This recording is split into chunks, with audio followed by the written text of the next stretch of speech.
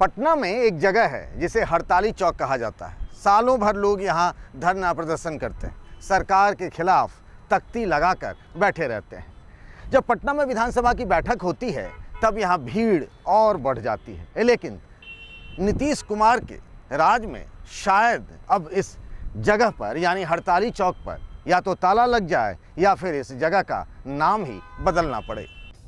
नीतीश कुमार का नया राज हम इसलिए कह रहे हैं क्योंकि इस बार सिर्फ उनके मन की चलेगी, जन के मन की नहीं। सरकार दिन कहेगी तो दिन होगा और रात कहेगी तो रात होगी। बिहारियों की जिंदगी में आज़ादी के नाम पर घनघोर अंधेरा होगा।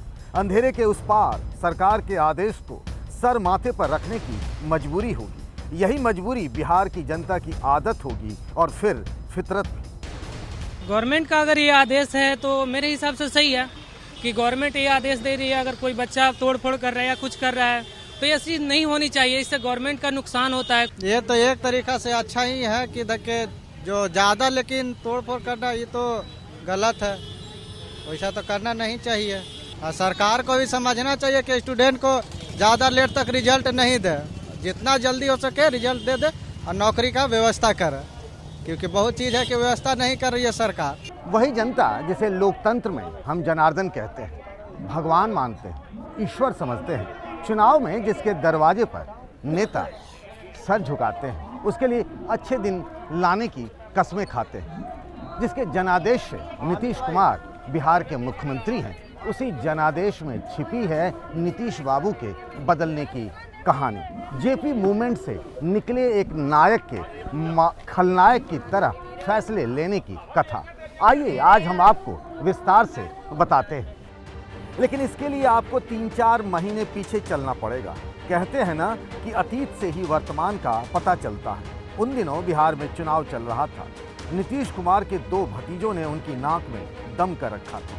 तेजस्वी यादव उन्हें थका हारा हुआ नेता कहकर उनका मजाक उड़ा रहे थे, तो मोदी भक्त चिराग पासवान घूम घूम कर उन्हें जेल भेजने की धमकी दे रहे थे। इन सबके बीच नीतीश के चुनावी सभाओं में कहीं पत्थर चले तो कहीं टमाटर, तो कुछ जगहों पर वापस जाओ के नारे भी। फिर क्या, नीतीश बाबू का गुस्सा आउट ऑफ कंट्रोल हो गया।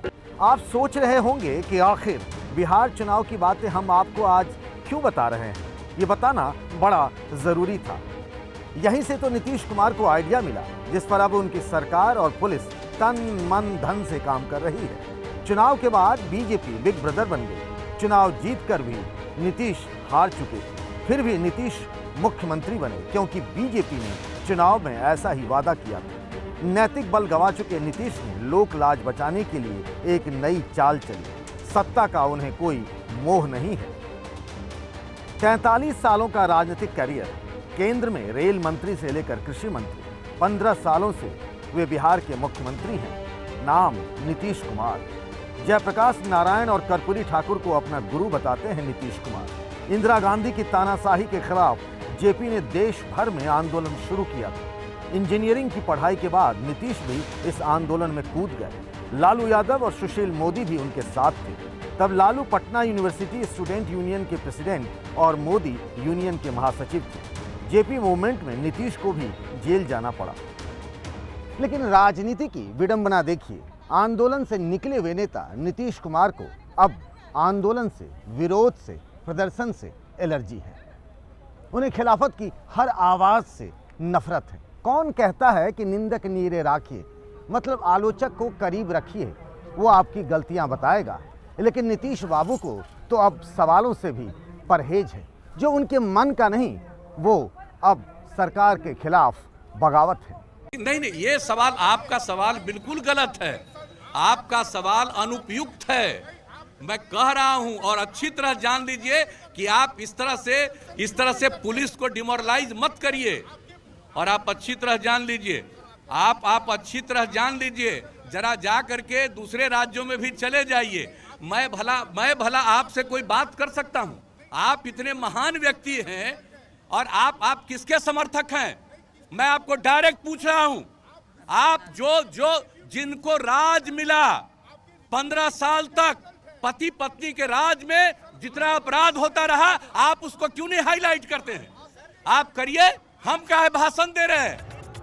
फिर से नीतीश कुमार की सरकार है, लेकिन बिहार में इस बार बहार नहीं, हर तरफ मची हाहाकार है। नीतीश के नए फैसले से पटना और दिल्ली ही नहीं, अमेरिका के लोग भी हैरान हैं, परेशान हैं। न्यूयॉर्क टाइम्स ने भी उनके खिलाफ लिखा है। दुनिया का हर संवेदनशील व्यक्ति नीतीश के फैसले का विरोध करेगा।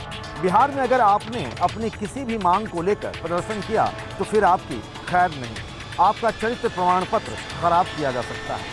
डीजीपी की तरफ से जारी आदेश में कहा गया है कि ऐसे लोगों को न तो सरकारी नौकरी मिलेगी और न ही सरकारी ठेका।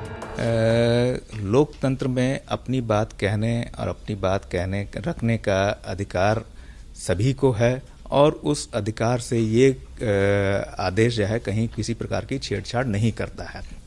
मात्र जो बात कही जा रही है वो ये कि यदि कोई व्यक्ति विधि विरुद्ध कार्य में लिप्त होगा तो और उसके संबंध में थाना अभिलेख में सूचना होगी तो वह सूचना जो है चरित्र सत्यापन प्रतिवेदन में अंकित की जाएगी। पूरा मसला पुलिस वेरिफिकेशन रिपोर्ट का है। इसी रिपोर्ट में छिपा है नीतीश कुमार का विरोधियों की आवाज दबाने का फार्मूला। बिहार पुलिस के नए ऑर्डर के अनुसार अगर कोई व्यक्ति सड़क जाम करता है, विरोध प्रदर्शन करता है, इससे कानून व्यवस्था की स्थिति खराब होती है और अगर पुलिस उसे चार्जशीट कर देती है फिर उसका पुलिस वेरिफिकेशन रिपोर्ट खराब हो जाएगा। ऐसा होने पर न तो पासपोर्ट बनेगा, न पेट्रोल पंप का लाइसेंस मिलेगा, न ही गैस एजेंसी। ऐसे लोगों का आर्म लाइसेंस भी नहीं बन पाएगा। पुलिस वेरिफिकेशन न होने पर बैंकों से लोन तक नहीं मिलेगा।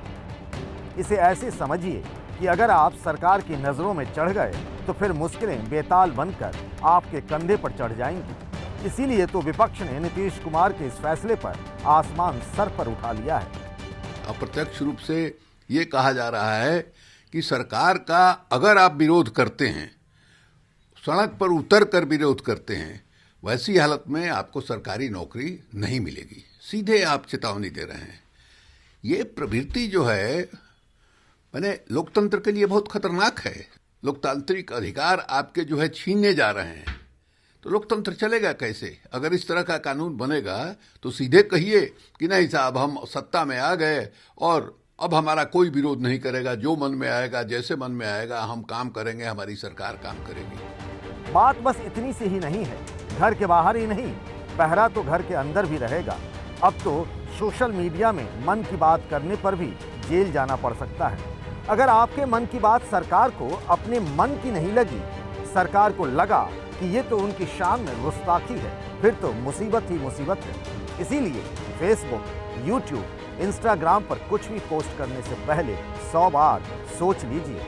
ऐसा हम नहीं कहते, नीतीश बाबू की सरकार कहती है। पिछले महीने बिहार के एडीजी ने एक आदेश जारी किया जिसकी चिट्ठी सभी विभागों के चीफ को भेजी गई। विषय ये था कि सोशल मीडिया में सरकार, सरकारी अधिकारी और एमपी एमएलए के खिलाफ कमेंट करने पर केस हो सकता है।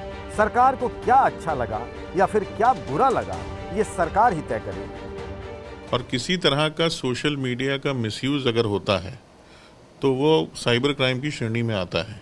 चाहे किसी की पर्सनल डिग्निटी के साथ खिलवाड़ हो, अशांति फैलाने के लिए हो, भ्रामक चीज़ों को फैलाने के लिए हो, या बिल्कुल ही तथ्यहीन चीज़ों का उल्लेख करके। तो सिर्फ हमने अनुरोध किया है कि इस प्रकार के जो भी मामले हैं वो हमारे पास रेफ़र किए जाएं। ईओयू उन पर देखेगी, जांच करेगी।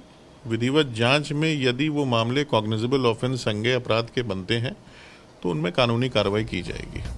बात सिर्फ बिहार की ही नहीं है, यही हाल देवभूमि उत्तराखंड में भी है। वहाँ भी सोशल मीडिया में कमेंट करने पर जेल हो सकती है। अगर सरकार को लगा कि आपने एंटी नेशनल या फिर एंटी सोशल कमेंट किया है, इसके लिए सभी पुलिस थानों को लगातार मॉनिटरिंग करने को कहा गया है। देशद्रोही और समाज विरोधी बताकर विरोध को कुचल देना, तबाह कर देना, ये अब देश में न्यू नॉर्मल है। ये चलन नया है। सत्ता की मानसिकता बदलती जा रही है। सत्ता अहम ब्रह्म के भाव में है, वो अहंकार में है। कहते हैं कि अहंकार में विवेक नष्ट हो जाता है, अच्छे बुरे की पहचान खत्म हो जाती है।